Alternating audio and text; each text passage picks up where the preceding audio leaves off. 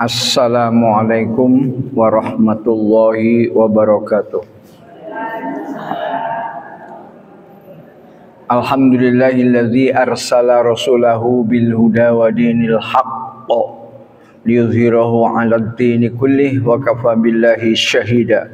Allahumma shalli ala Muhammadin wa ala alihi wa sahbihi ajmain, amma ba'd. Qala Allah Ta'ala fi kitabil karim, a'udzu billahi minasy syaithanir rajim. Ya ayyuhalladzina amanu taqullaha haqqa tuqatih wa la tamutunna illa wa antum muslimun. Fa inna asdaqal hadits kitabullah wa khairal hadi hadi Muhammadin sallallahu alaihi wasallam wa syarrul umuri muhdatsatuha wa kullu muhdatsatin bid'ah wa kullu bid'atin dhalalah, amma ba'd. Sebelum pengajian ini dimulai, perlu saya kabarkan bahwa infak yang sering ibu kasihkan ke saya itu saya bagi tiga. Yang sepertiga untuk pondok pesantren yatim, Darul Aitam, ya, Darul Aitam, yang dipimpin oleh Ustadz Wahyudin. Dan saya yakin ibu sudah kenal Ustadz Wahyudin, karena Ustadz Wahyudin juga ngisi di sini kan, Bu. Ya, ini sepertiga saya kasihkan ke Darul Aitam. Kemudian sepertiga lagi saya berikan ke pembangunan pondok pesantren Atkia Wai Jepara Langtim, Lampung Timur. Pondok pesantren Atkia. Atkia itu singkatan Akademi Tahfidz dan Ilmu Bahasa Arab. Ya, itu di Wai Jepara. Dari pasar masuk 3 kilo dari pasar itu.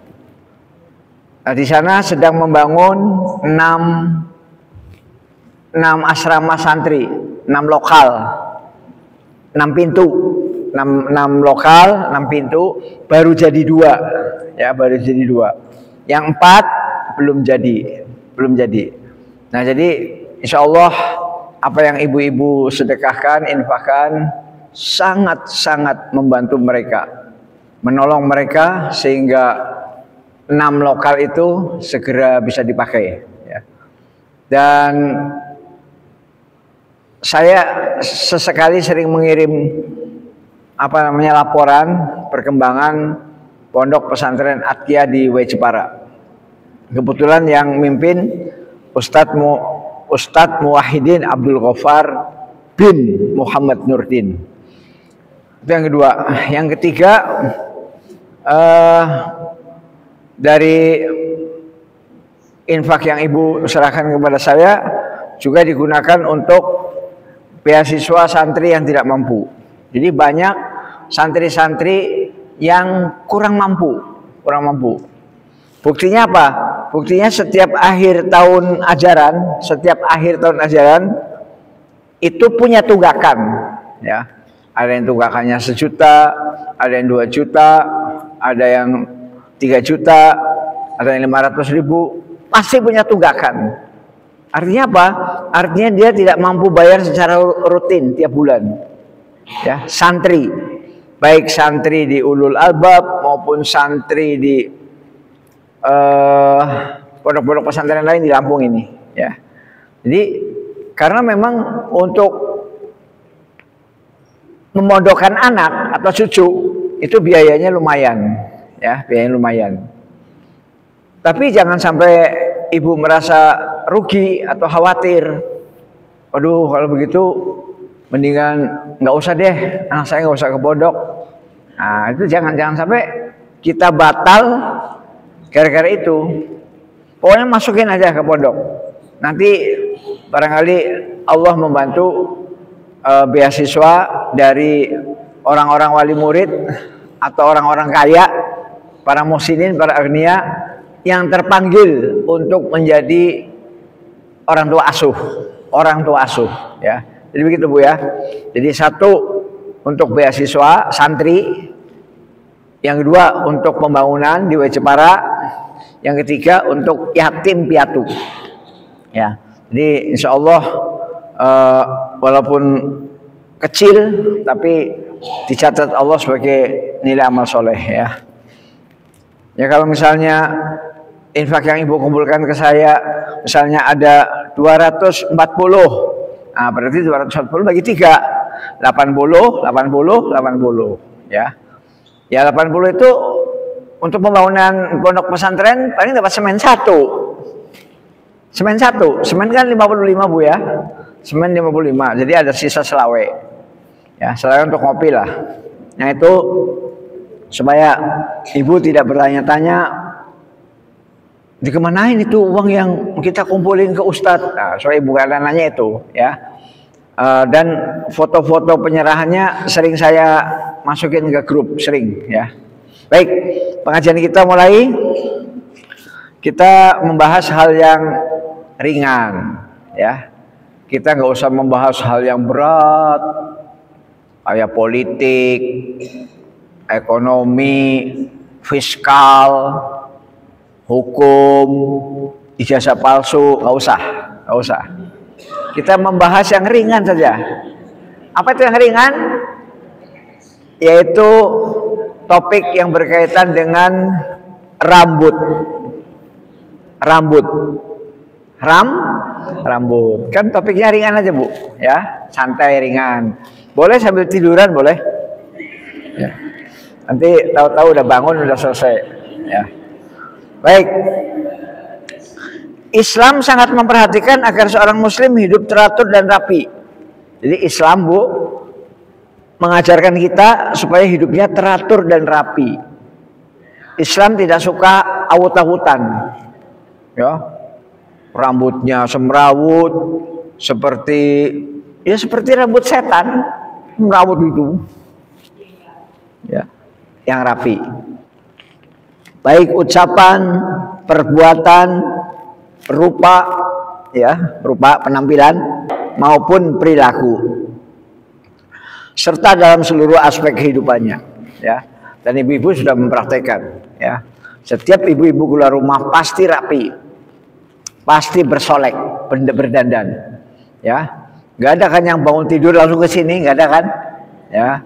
Sudah yang minimal sudah cuci muka lah ya, sudah cuci muka ya.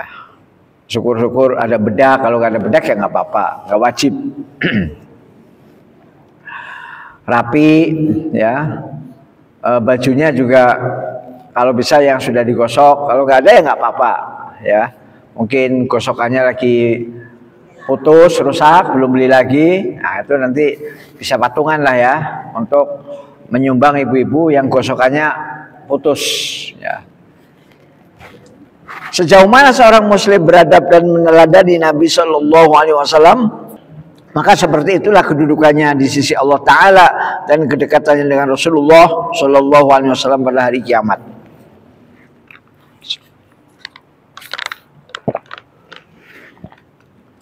Jadi kalau kita ingin tahu Bu, nanti saya di hari kiamat dekat apa enggak dengan Nabi Muhammad Shallallahu Alaihi Wasallam.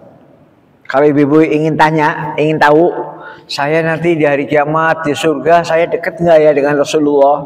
Nah jawabannya gampang jawabannya. Sejauh mana kita mengamalkan sunnah-sunnah dan adab-adab yang diajarkan oleh beliau Shallallahu Alaihi Wasallam. Semakin sedikit yang kita amalkan, semakin sedikit, ya semakin jauh kita dengan Rasulullah Shallallahu Alaihi Wasallam. Ya mungkin semuanya masuk surga, tapi kan surganya macam-macam. Ada surga kelas bawah, ya ada surga lantai 1, lantai 2. Sedangkan Rasulullah Shallallahu Alaihi Wasallam surganya adalah surga Firdaus, surga yang paling top. Perhatian Islam terhadap adab seorang muslim berkaitan dengan rambut adalah apabila pada kepala dan bagian tubuh seseorang terdapat rambut, maka dia harus beradab dengan adab-adab yang berkaitan dengannya diantaranya ya. Jadi kalau di kepala kita, di badan kita ada rambut, maka Islam dengan kesempurnaan ajarannya ternyata juga mengajarkan, mengatur adab-adab yang berkaitan dengan rambut. Yang pertama, memuliakan rambut ya, memuliakan rambut. Ini secara umum dulu, secara umum. Nanti ibu-ibu bisa memilah oh ini untuk bapak-bapak, oh ini untuk ibu-ibu, oh ini untuk laki-laki, oh ini untuk perempuan. Nanti ibu-ibu tahu sendiri. Pokoknya saya baca saja secara umum ya.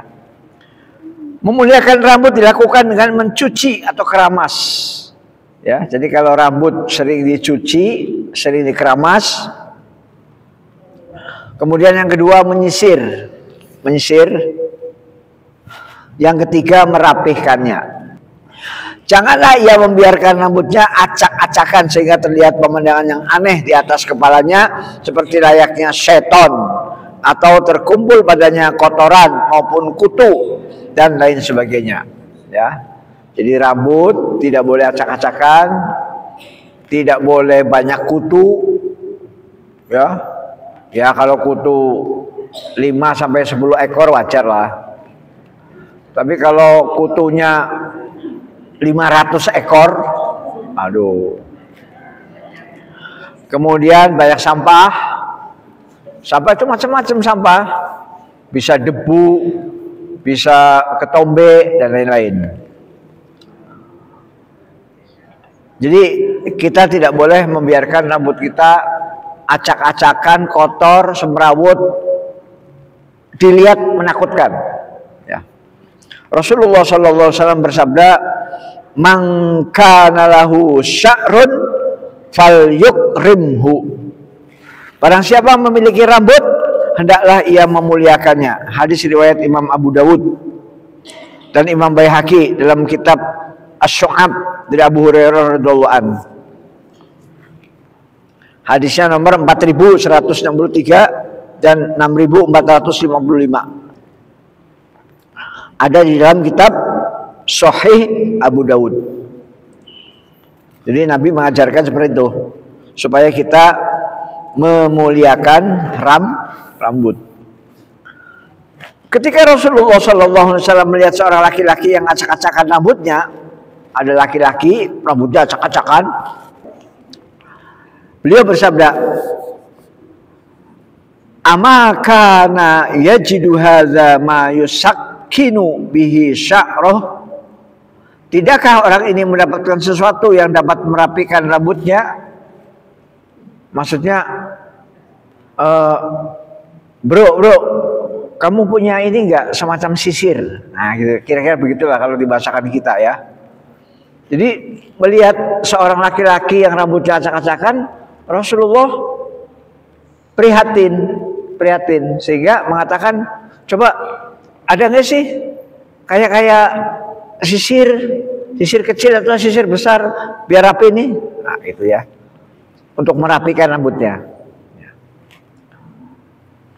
Amakana yajidu hadza ma yusakkinu bihi sya'rah.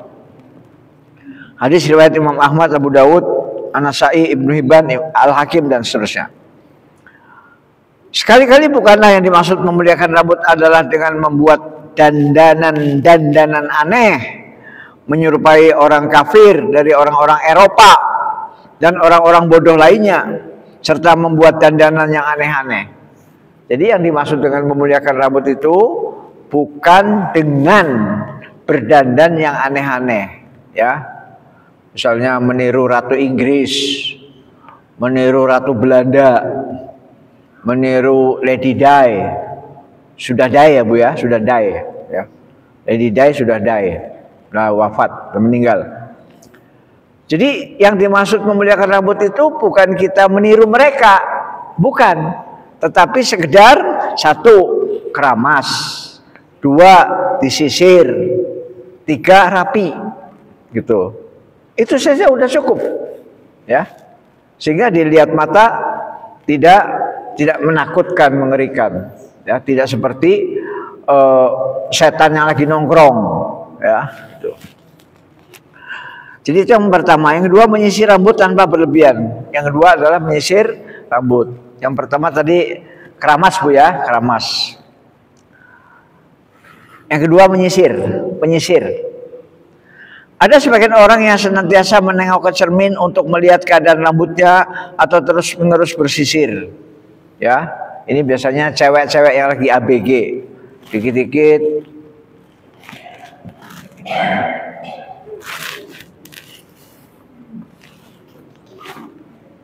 setiap detik melihat cermin. Nah, apakah seperti ini yang diperintahkan oleh Nabi? Tidak. Ya. Nah, jadi kalau ibu punya cucu yang dikit-dikit itu ya diingatkanlah, wis do, kowe wis ayu, wis cantik, cukup pakai jilbab. Ya. Itu kadang-kadang dikit-dikit lihat cermin, ya. Kadang-kadang cerminnya sekarang pakai HP, Bu, pakai HP cerminnya. Jadi saya pikir dia lagi ngelihat apa, ternyata ngelihat wajahnya sendiri di HP itu, ya. Nanti kalau nggak ada HP, pakai spion orang, spion, gitu ya. Ada sebagian orang yang senantiasa menengok ke cermin untuk melihat keadaan rambutnya atau terus-menerus bersisir. Perbuatan seperti ini tidaklah disukai, ya. Jadi nggak seperti itu. Bersisir ya cukup sekali, 2 kali selesai. Ya. Bahkan seseorang tidak boleh terlalu sering menyisir rambutnya. Terlalu sering juga nggak boleh, Bu. Ya. Nanti takutnya lupa yang bukan mahram, ya. Nah, jadi akhirnya kan menimbulkan fitnah, ya, menimbulkan fitnah.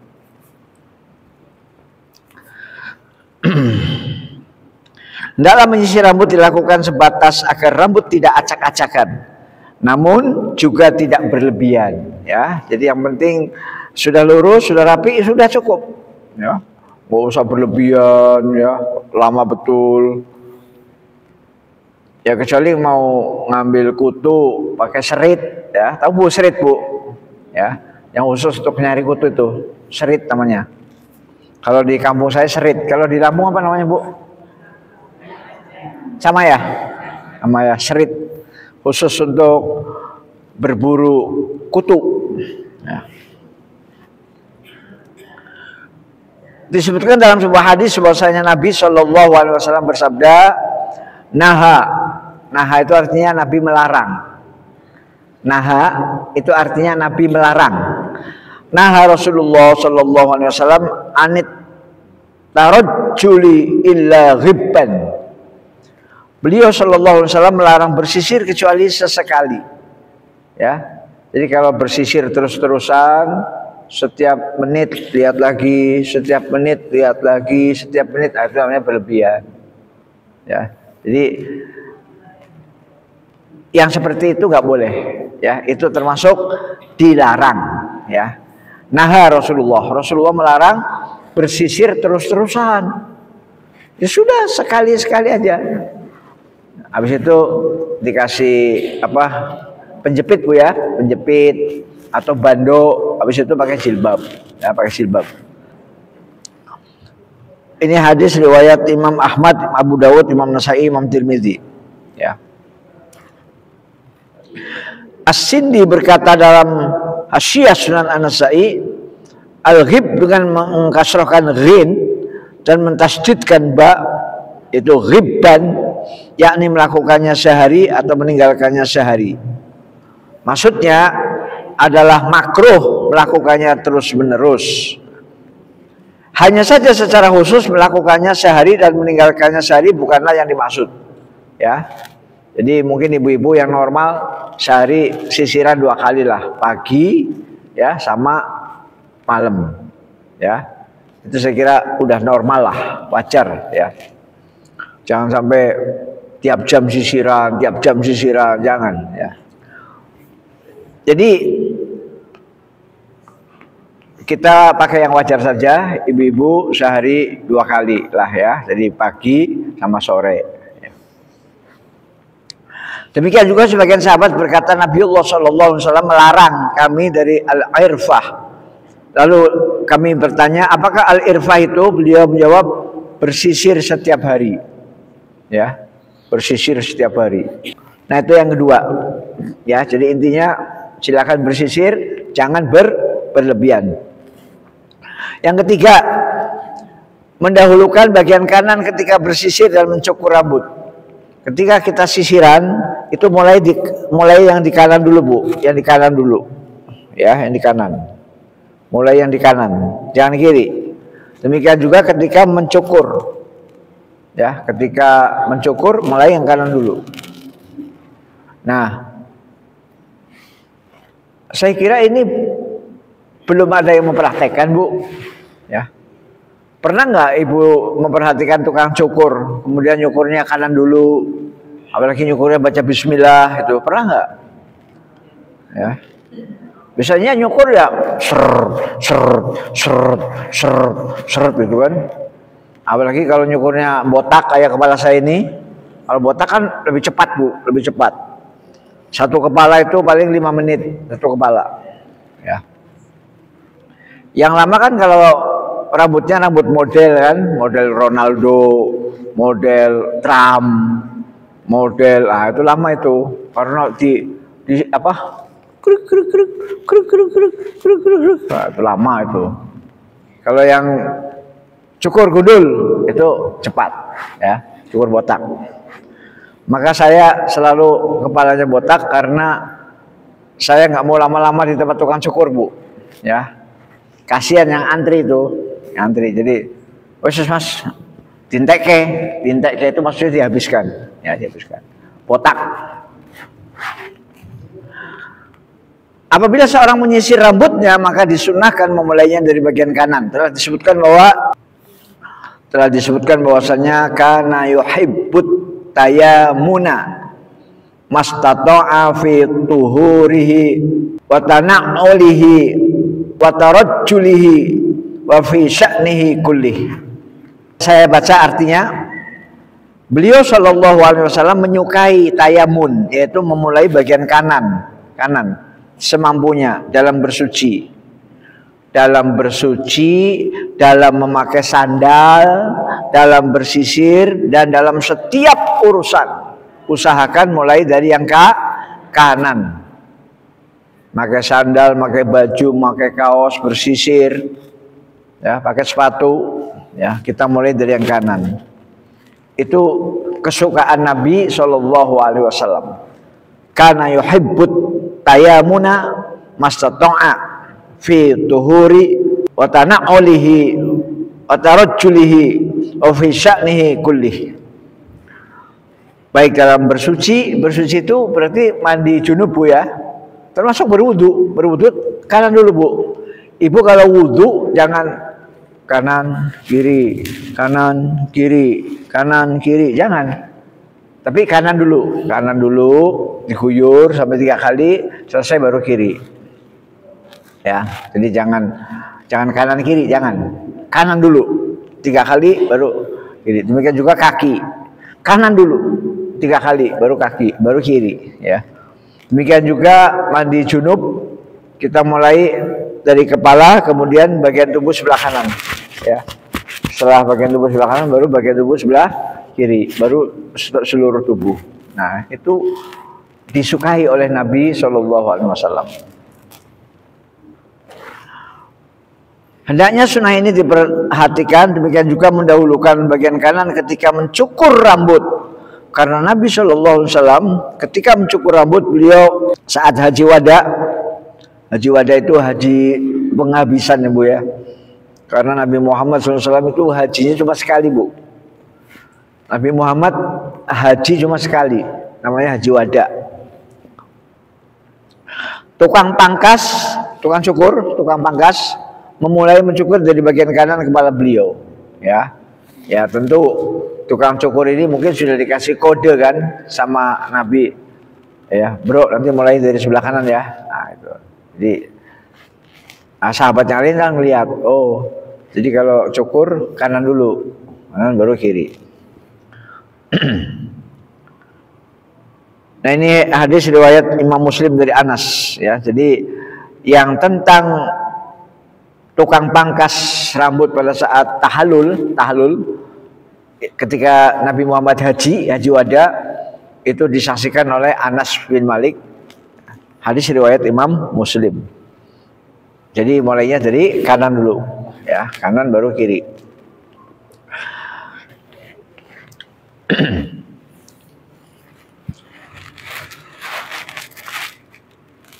Meminyaki rambut dan merapikan jenggot merupakan bentuk perhatian kepada rambut, merapihkan dan memuliakannya. Nabi SAW biasa meminyaki rambutnya dan membasahi jenggotnya dengan air. Jadi jenggotnya dibasahi dengan air, kemudian rambutnya diberi minyak. Saya nggak tahu minyak apa, apakah minyak zaitun, apakah minyak tin, ya.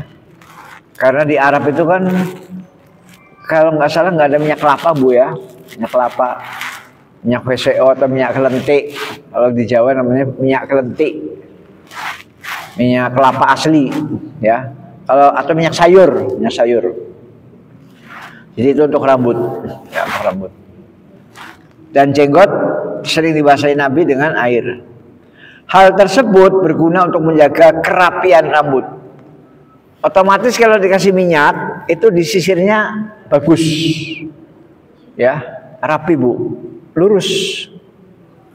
Tapi kalau nggak dikasih minyak, biasanya apa? Megar lagi, tahu nggak Bu megar? Ya, megar itu begini, nah megar, ya. Atau bahasa Indonesianya apa sih megar? Ya.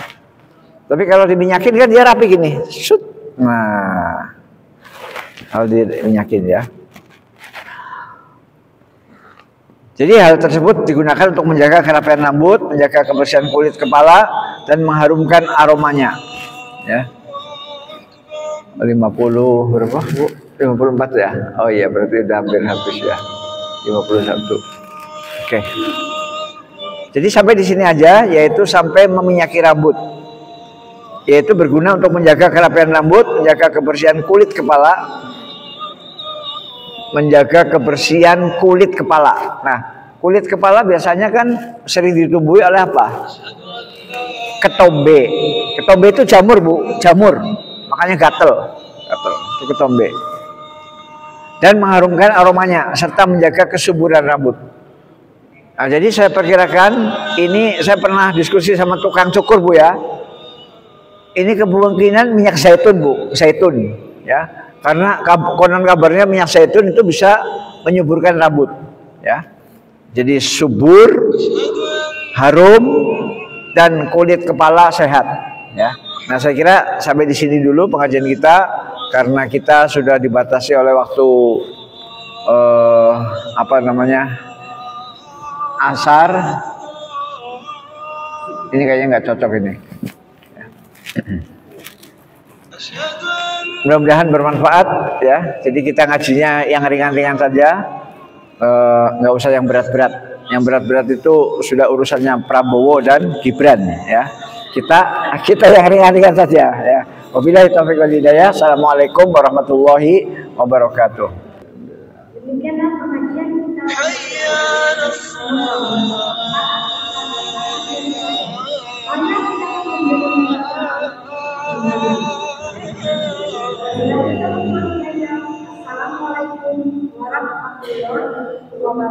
Waalaikumsalam warahmatullahi wabarakatuh.